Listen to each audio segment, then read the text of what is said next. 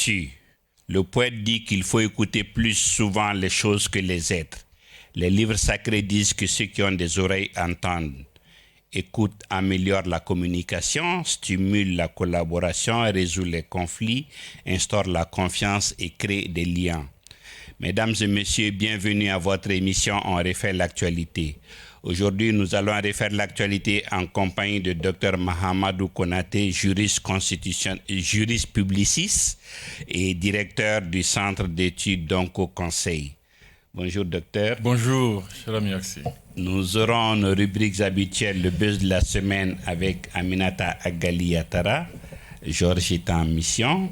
Nous aurons également la chronique communication média avec Abdraman Sako et la chronique économique avec Modibo Maoumakalou. Alors, avant de revenir à notre invité, nous allons avec le buzz de la semaine. Bonjour Aminata Agali-Yatara. Salut Alexis. Alors, bonjour que à nous tous réservent nos les réseaux? Alors, cette semaine, il faut reconnaître que c'était chaud sur les réseaux sociaux avec beaucoup d'informations. Mais comme d'habitude, nous avons recensé l'essentiel pour nos téléspectateurs. Nous allons commencer par la question de religion. Donc, la foi et la doctrine ont été au cœur des débats cette semaine sur la toile. Et pour cause, un jeune a, via les réseaux sociaux et se réclamant d'une obédience, proféré des propos qui heurtent toute personne éprise d'un idéal de liberté. Sur la toile, les condamnations ont été nombreuses. Les débats qui a suivi est justement cette liberté d'exercer ou de ne pas exercer la foi et ses croyances. Les uns et les autres se demandaient ce que cette personne gagne en insultant la foi de personnes qui ne lui ont absolument rien demandé. Unanimement, la majorité de ceux qui se sont prononcés ont condamné, certes, mais appelé également à l'apaisement et à ne pas oublier nos priorités et nos soucis. Heureusement, et cela a été salué par les réseaux, les Maliens ont marché de façon pacifique et les rares tons va-t-en-guerre ont été étouffés par la majorité pacifiste. La question des écoles privées et des écoles privées fictives n'a pas fini d'alimenter la chronique malienne. Le ministère de l'Éducation nationale vient de publier enfin la liste des orientations pour les élèves admis au DF cette année, un mois après la rentrée scolaire. Sur les réseaux, des parents se lamentaient. Leurs enfants ont été orientés dans des écoles dont l'existence n'est pas avérée. Cela a fait repartir le débat sur les écoles privées, des écoles souvent qui ne sont pas, en tout cas qui n'ont pas de privés que des noms, ne fonctionnant que sur le budget de l'État, grugeant et l'État et les parents d'élèves et les enseignants. Oui, qui veut donc étouffer ces débats? Ça, c'est la bonne question qui a vraiment fait le tour des réseaux. S'interrogent les réseaux sociaux. Le président burkinabé Ibrahim Traoré a effectué une visite au Mali. Cette visite a été l'occasion pour les réseaux d'épiloguer sur les raisons. En effet, pour les uns, le voisin burkinabé veut des contacts avec la Russie. Pour d'autres, il est au service de la Côte d'Ivoire pour la libération des carencies militaires. Chacun est allé de son analyse et le communiqué final a finalement été ignoré par tous. La haute autorité de la communication a fermé Joliba TV News pour 2 mois. Tous les confrères ont trouvé la sanction trop lourde et disproportionnée par rapport aux reproches, pas à la façon de travailler de la chaîne de façon générale, mais à un éditorial. Pour les confrères, la HAC est sur une dérive autocratique qu'il faut vite contrer car elle est encline à sanctionner alors qu'on ne l'a jamais vu se battre pour la corporation, pour la disponibilité de l'aide à la presse, de la carte de la presse, de la dépénalisation des délits de presse. Pour les confrères et même pour des hommes politiques sur les réseaux, la question est de savoir ce que la HAC veut prouver et à qui, car elle ne participe pas de cette façon à la promotion de la liberté de la presse. Les journalistes et les associations de presse qui n'avaient pas été unanimes lors de la convocation de la chaîne par la HAC ont cette fois été en tout cas unanimes pour condamner d'une seule voix les dérives constatées. Au passage, les confrères ont salué les renouvellements de la gouvernance à la HAC, à leurs yeux, à même d'emmener l'institution à se recentrer sur ses missions et certainement à se réconcilier avec les journalistes. Alexis, c'est ce qu'il fallait garder pour ma chronique cette semaine. Merci. Nous reviendrons sur ces aspects avec notre invité. En attendant, docteur, on vous a beaucoup connu avec des poèmes en bambara, des poèmes de sensibilisation. Vous n'en faites plus. La source Atari ou c'est autre temps, autre mœurs? Je croyais que le fait qu'on ne s'est pas vu tous ces temps. Bon, c'est vrai. On a été bienvenus parce que voilà. tu nous as abandonnés, tu voilà, nous as fui en plein vol. Moi, je ne sais pas si on va dire en plein vol. Ma nostalgie allait peut-être le pousser à être plus... plus clément. Voilà. Et commence avec une provocation déjà. Non, je continue, sauf que je suis aussi occupé. En fait, je travaille beaucoup, je ne fais pas que la poésie, je fais ça quand je suis un peu plus libre, parce que ça demande aussi de la tranquillité, voilà, pour penser. Alors les derniers numéros sont encore en diffusion sur les réseaux, mais surtout à la télé, sur le RTM, sur la TV. Donc en ce moment, je suis juste très pris par d'autres travaux, quoi. Les analyses, des études. Bon, récemment, vous avez vu mes analyses sur l'avant-projet de constitution. C'est tout. Je crois que ça va venir. Alors, d'autres numéros viendront. Ok. Et alors, avant de justement vous dire, vous faites beaucoup de choses maintenant. Vous avez créé un cabinet de conseil sur la sécurité. Concrètement, vous faites quoi? Et qui sont vos clients, vos clients potentiels? Alors, Conseil d'Onco pour la gouvernance sécurité, comme vous l'avez dit, c'est un cabinet, c'est un bureau d'études, en gros. Et nous faisons 4 types d'activités, des formations, nous faisons des études de terrain, nous faisons des évaluations de projets, et puis nous faisons des enquêtes aussi aux besoins. Et toutes ces activités s'inscrivent dans 3 domaines particulièrement. C'est d'abord la gouvernance, la sécurité et puis le développement social.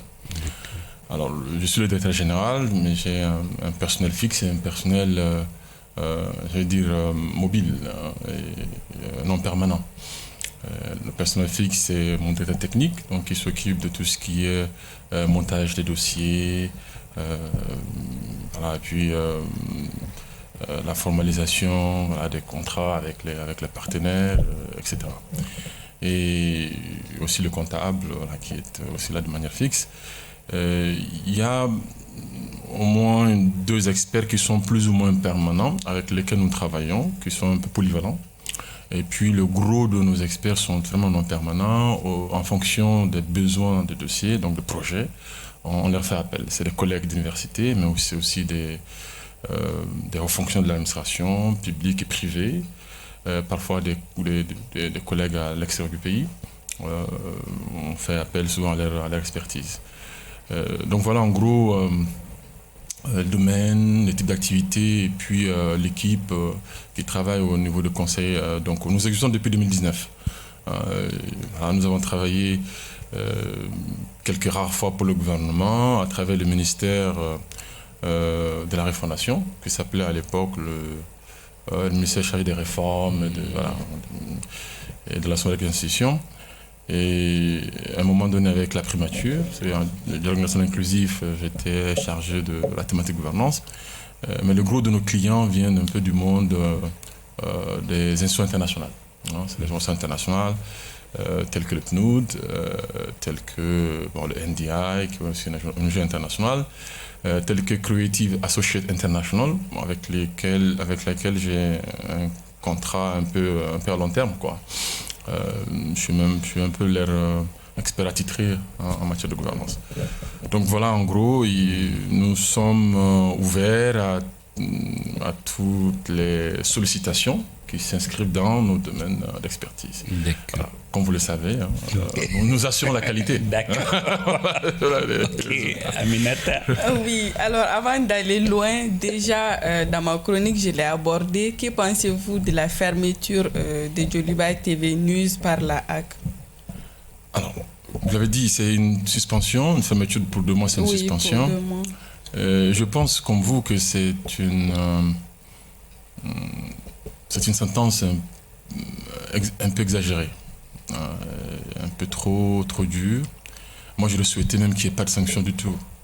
Ouais, parce que quand j'ai parcouru l'éditorial, j'ai rien vu de vraiment attentatoire, si vous voulez, à l'éthique ou à la déontologie du journalisme, qui veut que le journaliste soit un peu collé aux faits. Et d'après ce que je sais des spécialistes eux-mêmes, l'éditorial quand même donne un peu de liberté aux journalistes pour commenter les faits, pour donner son opinion. Maintenant, son opinion, ça va être le plus objectif possible, qui peut parfois déplaire un camp, plaire à un autre, mais ça, c'est le propre de toute avis. C'est le propre de toute avis. Quel soit l'avis que vous allez donner sur un sujet, surtout qui fait débat, vous allez contenter une partie et mécontenter une autre.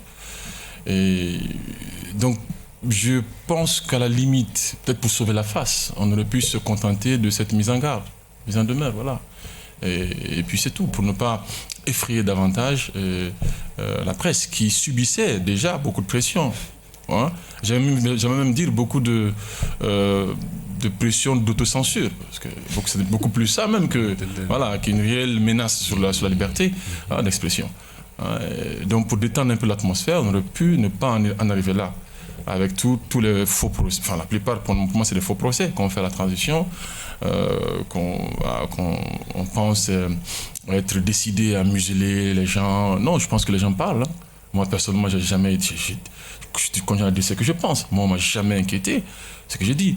Et je critique parfois des actions de la transition. Parfois, j'en loue certaines. Et je connais des gens aussi qui font pareil.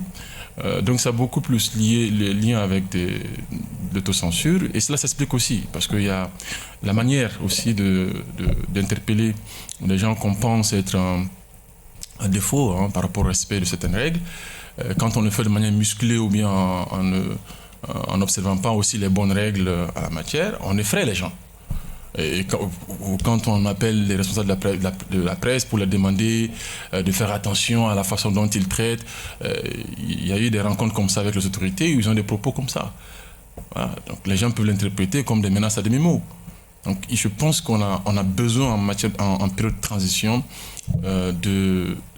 d'assurer aux uns aux autres que la liberté d'opinion, la liberté d'expression sera respectée. La transition elle-même, elle a besoin de ça pour pouvoir mieux se construire.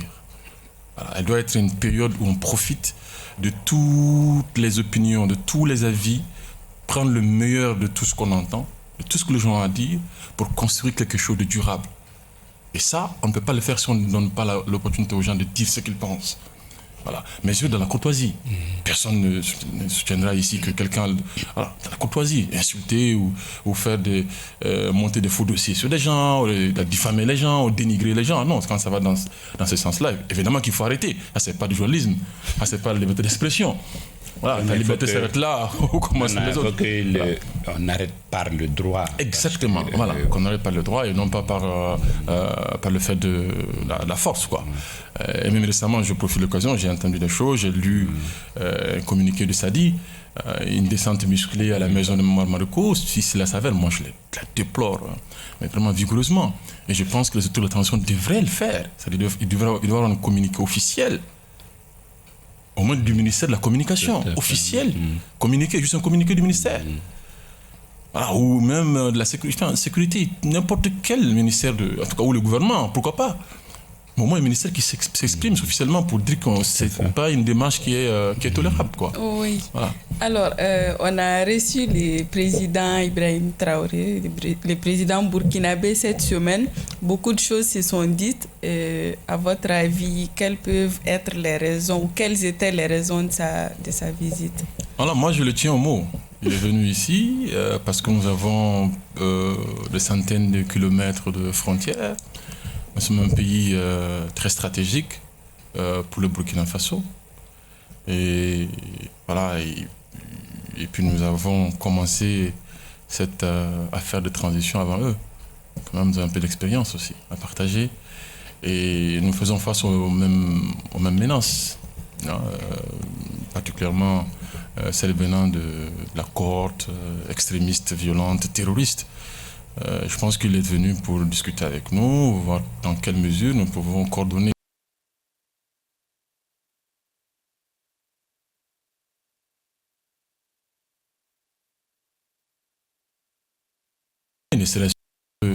En coordonnant les opérations militaires et couper des espaces de retrait à ces forces terroristes quand elles sont attaquées du côté du Mali, par exemple. Et vous avez été de M5 RFP, oui. Même si vous avez quitté. Ah ben, je suis encore dans notre M5 RFP. Ok, lequel il y en a deux maintenant? Ah ben, il y en a deux, absolument. Vous êtes de quel côté? Ah mais du M5 RFP Malicoura, on dira. Vous vous rappelez, quand moi quittais le M5 RFP, je pense que vous m'avez donné une interview dans votre journal, et la lettre a été publiée aussi, je crois, dans Mali Tribune. Et je disais en gros que le comité stratégique à l'époque avait un mode de prise de décision qui n'était pas du tout inclusif, qui était cavalier. Voilà, c'était genre, nous on décide, puis vous suivez aux entités. Je disais qu'au moment... Dans la dissidence, on peut dire. Oui, à l'époque, mon mouvement a carrément décidé de se retirer de toutes les ensembles d'M5 RFP, en tout cas formel. Mais en restant, bien sûr, respectueux de l'esprit. On a dit je crois que nous l'avons rappelé ça dans la lettre, parce que nous avons quand même, nous faisons partie, voilà, de ceux qui ont créé, voilà, cet esprit. Donc on devrait faire en sorte de continuer à le défendre. Maintenant, je suis heureux que des aînés à moi, quelques peut-être mois plus tard, peut-être un an plus tard, sont arrivés à la même conclusion. Je parle notamment de Mme Sika Tousso, de Maître Mohamed Ali Bachili, de Koniba Sidibé, de Cheikh Omar Sissoko, avec qui je continue à parler. Voilà, et qui ont compris effectivement que le leadership de Choguel Kokala Malega, à qui je souhaite un prompt rétablissement, était devenu plus méritif. Voilà, et ne s'accommodait pas de la contradiction constructive, voulait des soldats à ses ordres. Est-ce qu'il faut garder le poste de Premier ministre pour M5? Et quel M5? Alors, voilà, je vais arriver à ça. Donc, quand ils ont quitté, nous sommes retrouvés et voilà, nous avons dit, oui, il faut sauvegarder l'esprit, il faut reprendre les combats parce que le groupe qui est resté fidèle à Choguel continue dans la même direction que lui, de faire de ce mouvement une caisse de résonance, à tout va, quoi, venant de lui. Et en ce moment, on a décidé de mettre corps à ça. C'est ce qui a donné la création du M5 RFP Malicoura. Donc en fait, c'est pour revenir à l'idéal originel de M5 RFP. Qui va devenir une force de veille citoyenne, qui va défendre, voilà, des questions d'intérêt national, des causes d'intérêt national, j'ai envie de dire. Et quand il y a des actions positives, les saluer, et quand il y a des actions venant du gouvernement qui sont négatives, les dénoncer. Voilà, être vraiment une vraie force de la société civile qui pense par elle-même, libre, et puis qui fait des propositions. M5 pas le droit. Maintenant, le poste de Premier ministre, je souhaite, oui, que ça reste pour le M5, mais pour le M5 Mali Croix. Voilà, et moi je souhaite, oui, que le Premier ministre, je sais qu'il est convalescent. Je ne pense pas que son retour nous fera du bien. Ça, je le dis objectivement. D'après ce que je sais de sa santé, le poste qu'il occupe nécessite une personne qui jouit d'une plus grande liberté de mouvement physique. Je vais m'exprimer ainsi. Donc il faut quelqu'un qui soit en plénitude de sa santé pour faire ce travail. Ne serait-ce que même physiquement, nous sommes en période de crise. On n'a pas besoin de quelqu'un qui sera appelé par ses médecins à faire attention à son calendrier, voilà, diminuer son rythme d'activité, et puis chaque 2 ou 3 mois, qui doit aller faire des suivis. Bon. Vous voyez ce que je veux dire. Donc pour juste le bien du Mali, objectivement, je pense qu'il doit rendre sa démission. Pour le bien du Mali, du pays, je ne crois pas qu'il soit en condition physique, voilà, de continuer ce boulot.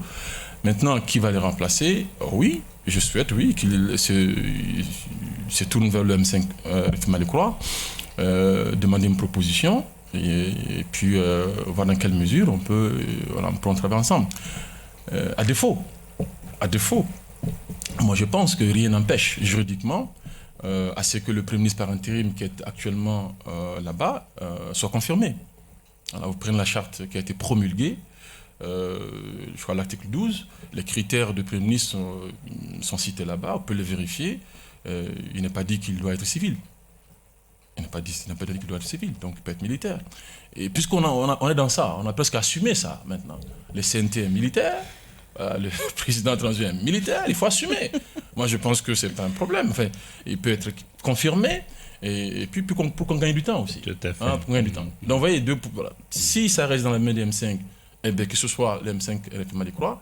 Et maintenant, si on décide d'aller vite aussi, qu'on confirme le Premier ministre par intérim, et je pense qu'il est en train de faire de son mieux pour rassembler le Mali. En tout cas, sa démarche actuelle, personnellement, moi je pense que c'est positif sur le plan national. Tout à fait. Voilà, sur le plan national. Il fait tout pour rassembler les gens. Ce qu'il faut faire. Voilà, ce qu'il faut faire. Je parle en toute objectivité. Vous voyez, c'est pas du genre, voilà, parce que je suis là. On vous le concède pour le moment. Alors, on va écouter Abdraman Sako qui, dans sa chronique communication prête d'aujourd'hui, nous parle du journal interne dans une entreprise, son importance et son contenu. Donc, c'est cadeau pour donc au conseil.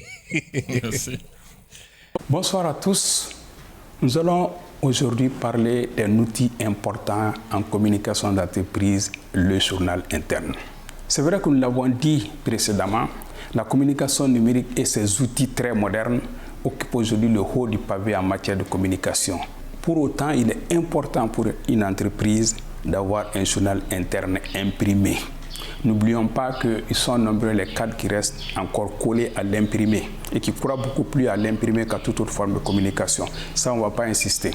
Donc, il est important, disais-je, pour un chargé de communication d'avoir un journal interne. Et si de surcroît, le chargé de communication est un journaliste, parce que la plupart des entreprises recrutent des journalistes, donc le travail est beaucoup plus aisé. Il s'agit donc de mettre tes connaissances, tout ce que tu as appris à l'école, à la disposition de l'entreprise dans un journal interne. Il s'agit donc pour toi, journaliste, en fonction du public cible, de choisir un format et une périodicité. Le nom aussi c'est très important. Le nom doit être un nom unificateur qui reflète un peu les missions et les activités de l'entreprise, ses ambitions aussi. Maintenant, le contenu c'est le plus important. Sous réserve des réalités internes propres à chaque entreprise, nous allons faire une proposition de rubriques qui peuvent être très importantes pour un journal d'entreprise. D'abord, un éditorial. Un éditorial, tout le monde le sait, c'est vraiment un article qui engage l'ensemble de l'entreprise. Donc, faites souvent un édito, c'est-à-dire un beau texte, comme l'exige un éditorial. Et à la signature du premier responsable de l'entreprise, je pense qu'aucune personnalité, aucun responsable, aucun directeur d'entreprise ne va cracher sur un bon article où il doit mettre seulement sa photo ou sa signature. Ensuite, comme rubrique, il y a l'événement. Une page qu'on appelle événement qui va parler d'une activité majeure de l'entreprise. Ça peut être un reportage sur une activité que l'entreprise a eu à mener. Ça peut être un reportage sur un produit ou le lancement d'un produit, d'un nouveau service. Donc, une page événement. Ensuite, il faut un dossier.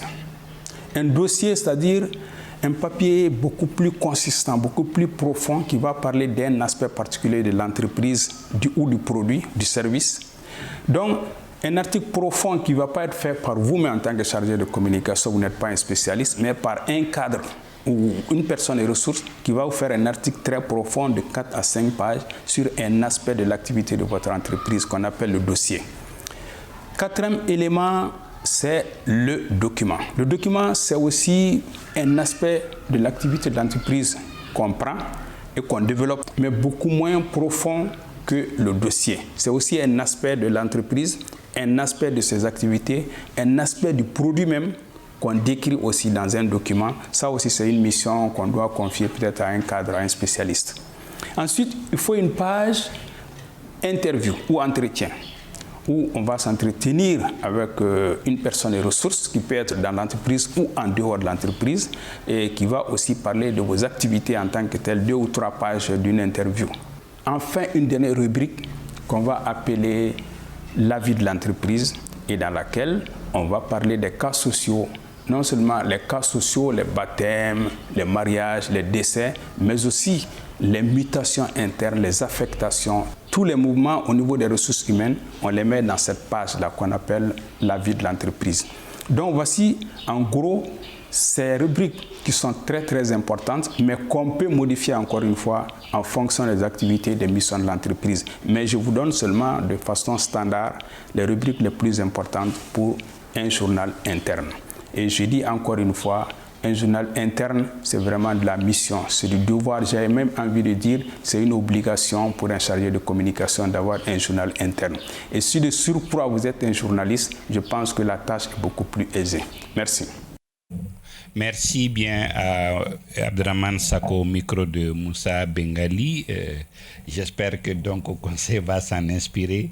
Vous avez un journal interne? Pas encore, mais dans un proche avenir, nous souhaiterons l'avoir. Vous savez, dans un pays où on n'aime pas beaucoup lire, je pense que ça demande beaucoup de moyens. Il faut que ce journal soit très illustratif, il faut que ce soit très imagé.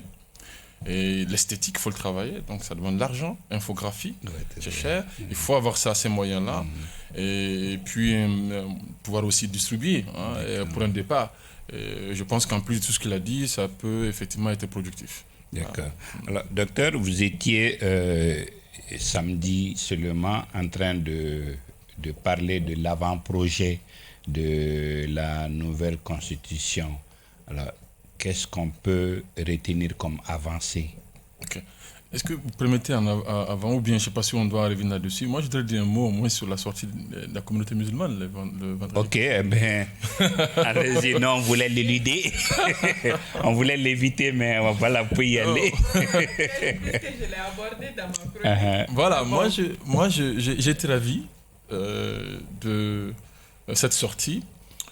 Pour la simple raison que les messages des responsables ont été tous des messages responsables, des messages d'apaisement. Tolérants, voilà, d'apaisement. Je craignais que l'on fasse une fixation sur l'énergumène qui a fait ces blasphèmes. On aurait perdu ce temps précieux, quoi. Mais les gens se sont plus ou moins concentrés sur le Coran, sur le prophète, voilà, en louant bien sûr leurs qualités, celle du Coran et celle du prophète, et puis en appelant les musulmans à l'union, au respect, à la tolérance mutuelle. Moi j'étais très ravi de ça. Et vous savez, plusieurs fois on a répété, c'est pas cette sortie, cette manifestation, ce n'est pas pour conforter une branche particulière de l'islam, c'est pas pour les wahhabites, c'est pas pour les soufis, c'est pour la communauté musulmane. Parce qu'on a attaqué à des symboles qui sont importants aux yeux de chacun des fidèles de cette communauté, et à l'unisson, tout le monde est sorti. Donc ça doit nous inspirer sur les avantages, vous voyez, de l'unité et de la construction du vivre ensemble. Ça, c'est quelque chose que je voulais quand même profiter de votre plateau pour saluer. Et j'espère que cette communauté va désormais mettre en acte tous ces messages qui ont été lancés ce jour-là. D'accord. Alors, La question était donc les avancées de l'avant-projet de la nouvelle constitution. Alors, les avancées, elles sont, elles sont un peu nombreuses.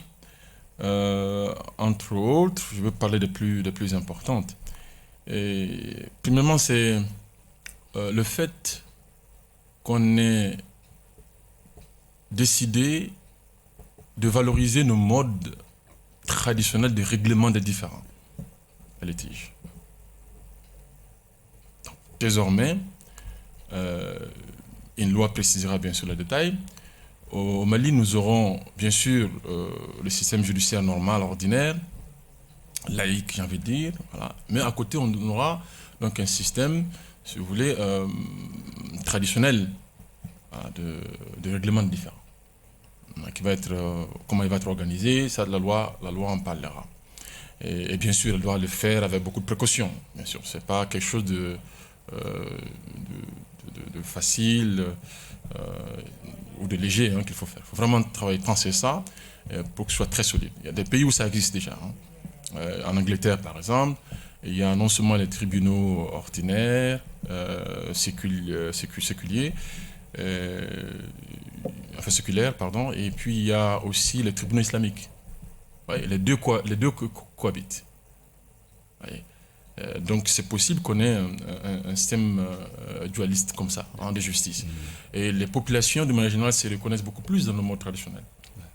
Ça, vous le savez. On a tenté tellement de fois de réformer la justice, vous le savez. Tellement de fois, on n'a pas réussi à le faire. Donc peut-être que quand on donne cette alternative-là, et ça va avoir un impact positif sur l'attitude et le comportement, la posture des juges eux-mêmes. Parce que vous savez, quelquefois une saine rivalité peut créer de l'humiliation, quoi. Voilà, l'humiliation. Et ça, c'est une bonne chose. Et puis, ils ont également affirmé que les langues nationales parlées au Mali ont toute vocation à devenir des langues officielles. Ça veut dire que dans un proche ou lointain avenir, le Mali pourrait décider d'adopter le Bamana ou le Fulani ou le Songhai comme langue officielle. Donc langue de travail, en français, langue de travail de l'État. Soit en plus du français, soit en remplacement du français. Non, vocation à devenir une langue officielle. Et ça, c'est une bonne chose. Et ils ont également annoncé la création de la Cour des comptes. Oui. Si vous permettez, avant de passer sur ce point, ça fait beaucoup de polémiques, la question de la langue nationale à devenir dans les jours à venir la langue officielle. Vous avez un avis particulier à donner sur ça? Oui, je pense que c'est toujours bien de débattre, mais je pense que ce débat est un peu prématuré. Et à l'état actuel de développement de nos langues, je ne pense pas que nous soyons en mesure de dire quelle langue il faut prendre tout de suite. Oui, mais au même moment, qu'est-ce qu'on peut retenir comme recul par rapport à la Constitution de 92? Je vais terminer ça et puis je vais reprendre cette question.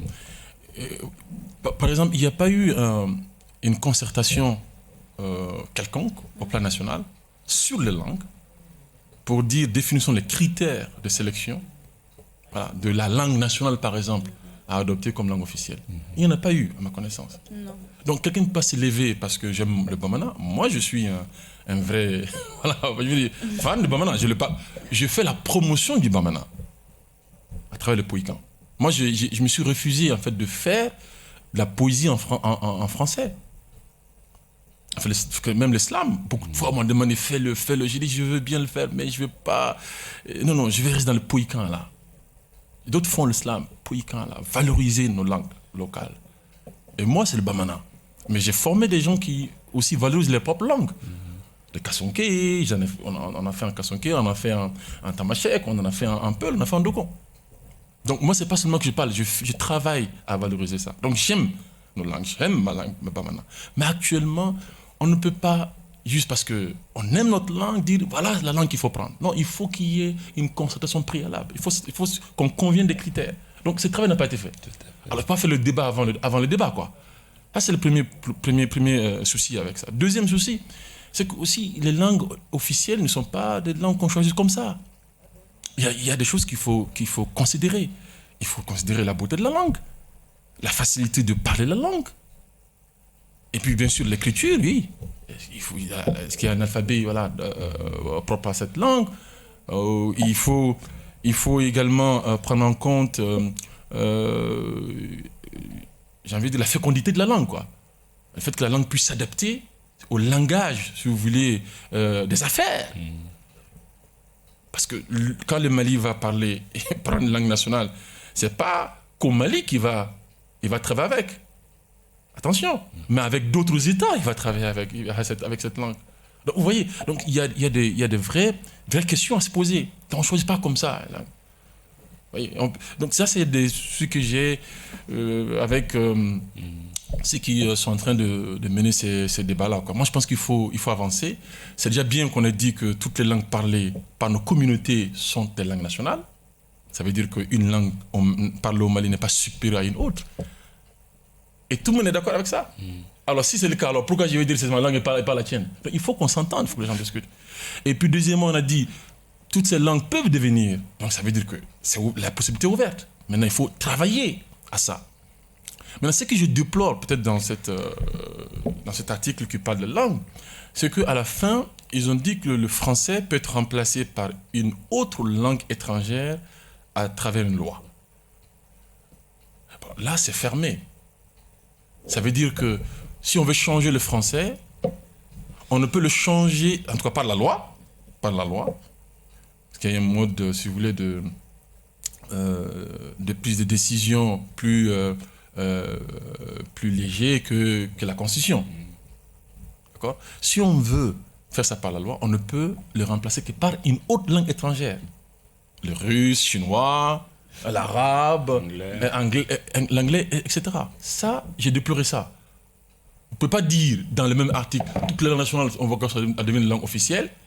Et puis, pour remplacer le français, la facilité que vous ouvrez, c'est uniquement pour une autre langue étrangère. Oui, c'est pas cohérent.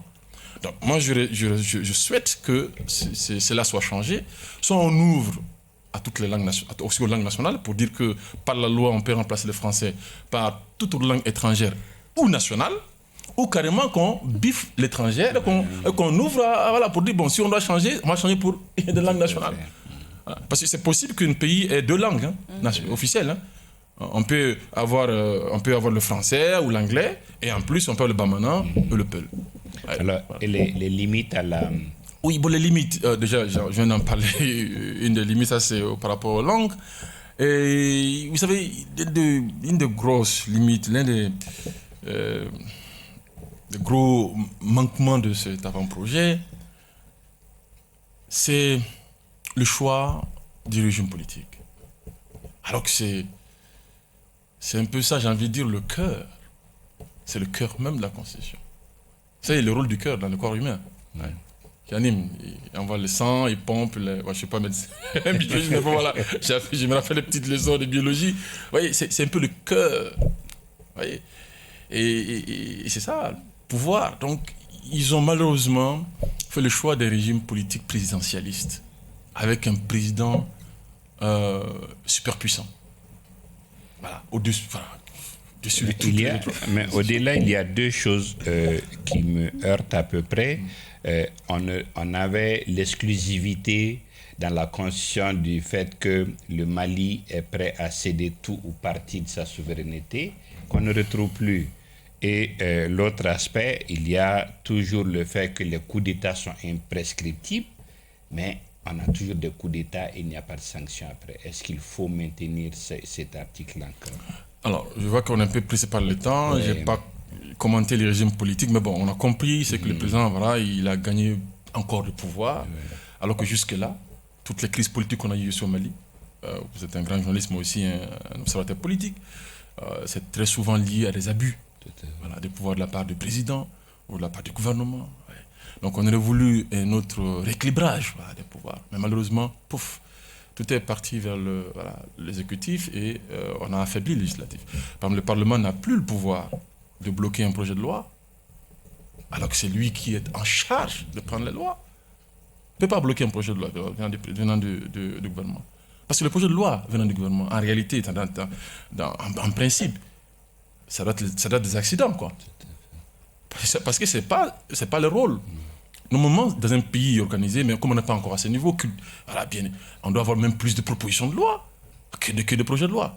Mais c'est vrai que dans beaucoup de démocraties, c'est comme ça, l'exécutif a plus le dessus sur le législatif. Ça, c'est un autre débat, on pourrait faire un autre débat là-dessus. Oui. Mais bon, aller jusqu'à enlever le droit au Parlement de bloquer un projet de loi dans son propre domaine, c'est quand même osé. C'est quand même trop osé. Et deuxièmement, il ne peut plus provoquer la démission d'un gouvernement. Oui. Donc ça, c'est une chose vraiment à revoir. Maintenant, oui, la question que vous venez de poser sur les coups d'État, je pense, j'ai écrit en 2013, oui, dans le Grand Soir français, un article qui s'intitule « Traité sur le coup d'État ». Les gens pourront le chercher et puis le relire. J'ai soutenu là-dedans que les textes à eux seuls ne peuvent jamais éviter le coup d'État. Quel que soit ce qu'on va mettre dans les textes, à eux seuls ne peuvent jamais empêcher un coup d'État. Sauf si le texte est accompagné par la bonne pratique. Ça s'appelle la bonne gouvernance.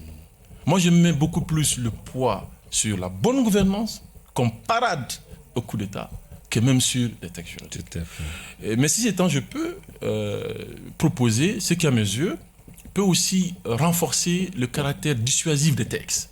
C'est vrai qu'en l'état actuel de l'avant-projet, ce n'est pas dissuasif. La preuve, ça reprend un peu expressif verbis ce qui est dans la Constitution 92. Tout à fait. N'est-ce pas? Et après, on a comme le coup d'État. Donc, je pense qu'il faut aller un peu plus loin, peut-être ajouter que non seulement le coup d'État est un crime imprescriptible, mais qu'il est non amnistiable. Ouais. Ça renforce le caractère dissuasif. D'accord. On va écouter Modibo Mao Makalou avant de revenir. Modibo Mao Makalou, aujourd'hui, nous parle de la connectivité universelle pour les télécommunications en Afrique en 2022 et les 10 pays africains aux revenus par habitant le plus élevé en 2022. Modibo Mao Makalou, micro de Moussa Bengali. Mesdames et messieurs, bonsoir. Ce soir, je vais vous parler un peu des télécommunications en Afrique, mais aussi de la richesse par habitant en Afrique. Tout d'abord, notre premier élément concerne le rapport qui vient de sortir de l'Union internationale des télécommunications pour l'année 2022 concernant la connectivité et essentiellement la connectivité universelle. L'Union internationale des télécommunications est une agence spécialisée des Nations Unies en charge des télécommunications.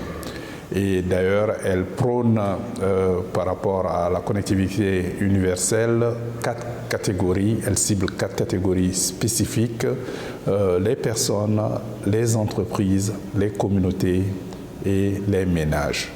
Ces 30 dernières années, les nouvelles technologies de l'information et de la communication en général, et les télécommunications en particulier, ont fait une progression fulgurante du point de vue de la qualité des services, mais aussi des réseaux. Et évidemment, cela a été constaté dans le monde en général, mais l'Afrique n'est pas restée en marge, évidemment, parce que de nombreux progrès ont été effectués en Afrique que personne n'avait réalisé, auraient pu être faits, mais des très grands défis quand même subsistent encore en Afrique, notamment au niveau de la qualité des biens et des services, mais aussi de la qualité des infrastructures. Je vais vous donner quelques exemples. Notons que 82% de la population africaine est à portée d'un réseau mobile à longue bande disons 3G ou plus. Notons aussi qu'il y a un manque criard d'infrastructures et de services dans certaines zones considérées comme non rentables, qu'on appelle les angles morts. Notons par ailleurs que moins de 20% de la population se trouve à proximité d'un réseau de fibre optique, moins de 10 km. Notons aussi que 7% des ménages peuvent s'abonner à un réseau fixe et notons que environ 40% seulement des Africains ont accès à Internet et aussi que le forfait mensuel est équivalent à peu près, soit disons 2 gigabits, concerne tout à peu près 2% du revenu national brut par habitant. Et aussi que le coût des appareils, d'un appareil moyen de téléphonie en Afrique avoisine à peu près 33% du revenu national brut par habitant. Par ailleurs, un récent rapport de l'agence Ecofin a noté que le continent africain avait vraiment un grand besoin de 250 000 tours de télécom, mais aussi de 250 000 kilomètres de fibres optiques afin d'atteindre la connectivité pour tous à l'horizon 2030. Par ailleurs, j'aimerais vous parler du second volet de cette chronique, c'est-à-dire la richesse en Afrique.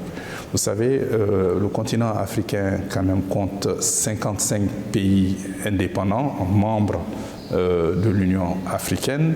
Et sur ces 55 pays, vous savez, il n'y en a que 5 qui comptent pour la moitié de la richesse. Et je vais vous les citer.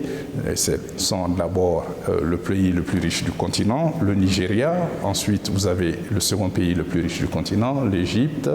Ensuite, vous avez le troisième, l'Afrique du Sud. Ensuite, vous avez le Maroc et le Kenya. Ensuite, il s'agit aussi de savoir que la richesse privée en Afrique est considérable. Elle équivaut à environ 2100 milliards de dollars US, ce qui est l'équivalent de 1 355 000 milliards de francs CFA. Ça, c'est la richesse uniquement au niveau du secteur privé et que l'Afrique actuellement compte 21 milliardaires en dollars US.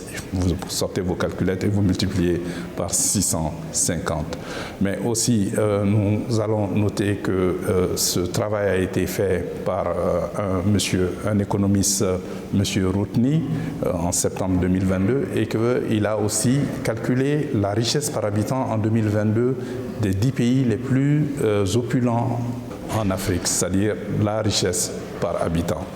Maintenant, la liste du classement des 10 pays africains les plus riches par tête d'habitants en 2022, selon l'économiste Routny. Le premier pays est l'île Maurice avec 34 000 dollars par tête d'habitant. Le deuxième pays, c'est l'Afrique du Sud avec 10 970 dollars par tête d'habitant. Le troisième pays, c'est la Namibie avec 9 320 dollars par tête d'habitant. Le quatrième pays, c'est le Botswana avec 7 880 dollars par tête d'habitant.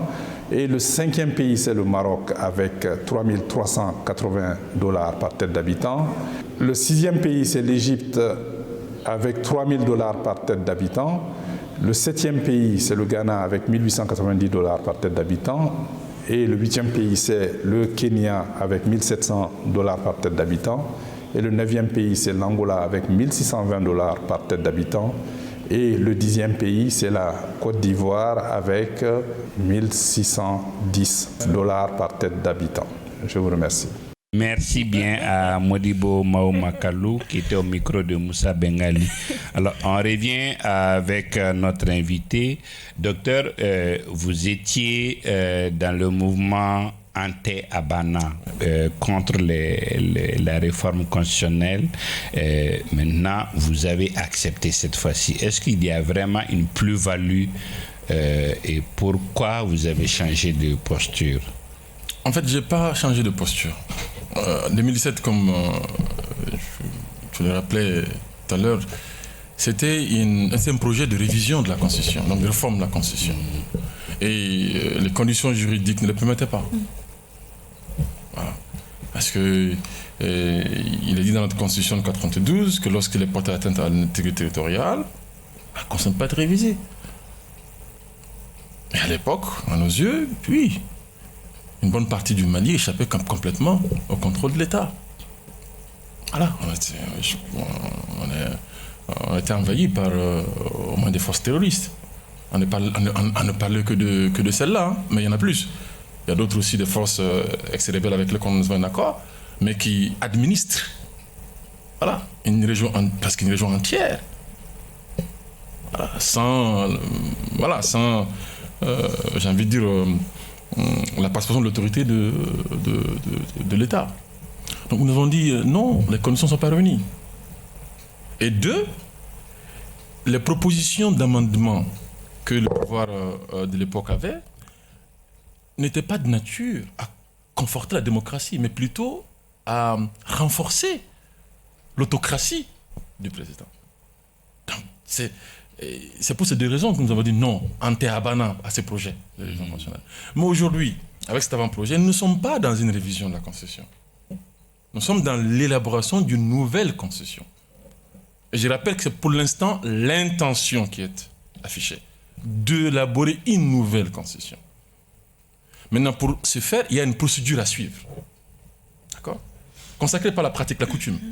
C'est qu'après cet avant-projet doit être transmis au niveau d'une instance qu'on appelait Assemblée constituante, qui peut prendre la forme de la Conférence nationale de 92, et qui peut avoir une autre forme. L'essentiel est que ce soit une instance où des délégués sont envoyés à partir des forces de la nation. Donc à la base populaire. Et ces délégués, des représentants des populations, vont reprendre cette proposition-là de projet de constitution, discuter, amender, peut-être même mettre de côté. Parce que l'Assemblée constitutionnelle est souveraine, peut-être même mettre de côté et produire autre chose. Mais ils vont avoir à réfléchir, à décider sur l'avant-projet. Maintenant, à la sortie de cette instance, nous aurons un projet de constitution qui aura en ce moment-là une valeur juridique, mais qui n'est pas bien sûr définitive. Il faudra que ce projet aussi soit soumis au référendum. Donc c'est une procédure qui est connue. Mais il faut attendre de voir la suite. Parce que si jamais on faisait un virage à 180 degrés à gauche, là, pour aller au Conseil des ministres, adopter ça, et puis ensuite directement au référendum, ou aller au CNT en l'état comme tel, et après, ce sera une sorte de révision déguisée. Et en ce moment, bien sûr, vous serez fondé à me demander si j'ai... Avant de laisser à Aminata la dernière question, je reviens sur une erreur. Effectivement, il y a toujours la notion de céder tout partie de la Constitution. D'accord. Et à votre avis, pourquoi dit-on que la nouvelle Constitution en projet, en tout cas, elle semble taillée sur mesure selon certains? Oui, c'est surtout par rapport au régime politique, par rapport au renforcement des pouvoirs du président. Je pense que le plan de la transition actuel bénéficie quand même d'un certain niveau apprécié de crédit auprès des populations. Et c'est peut-être à cause de ça que les gens pensent que cet avant-projet de constitution peut-être été fait pour lui. Mais sauf qu'on ne fait pas une constitution pour un homme. Parce que lui, il va passer. Le maximum de mandats qu'il pourra faire, c'est 2. Et après, tout cet arsenal-là va tomber dans quelles mains? C'est ça qu'il faut regarder quand on fait un texte. Si ça tombe sur des mauvaises mains, eh bien, on va tous les regretter. À commencer par lui-même, Assimi. Donc c'est pour cela qu'il ne faut pas... Non, c'est pas pour un homme qu'on fait un texte. Voilà. Et donc il faut reprendre ça. Et ce qu'il faut enlever, ses pouvoirs, il faut le faire.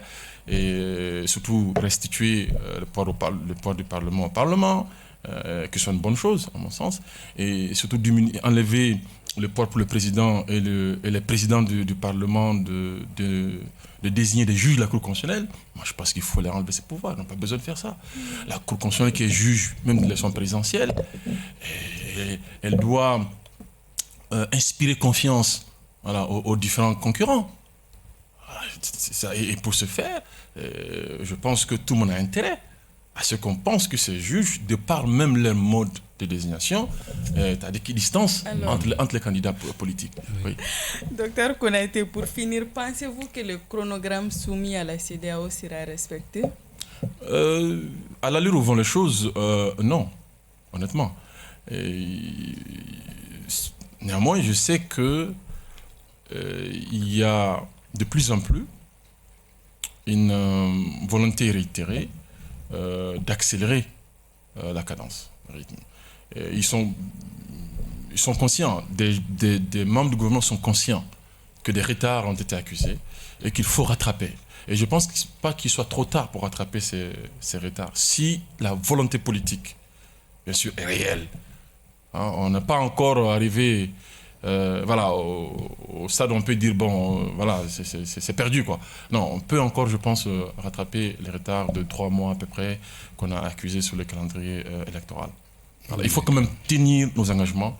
Je pense je veux encore le rappeler ici, c'est ce faisant que par nos actes, nous allons nous-mêmes montrer l'exemple aux citoyens.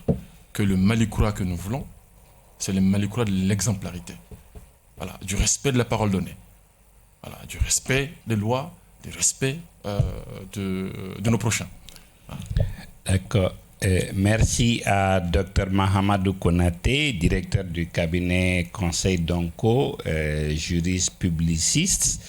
Merci à Boubacar Dambélé et à Makan Diakité derrière la baie vitrée. Mesdames et messieurs, nous avons été heureux et honorés de passer ces moments en votre compagnie. Nous vous donnons rendez-vous dimanche prochain pour refaire ensemble l'actualité. Merci et à dimanche prochain.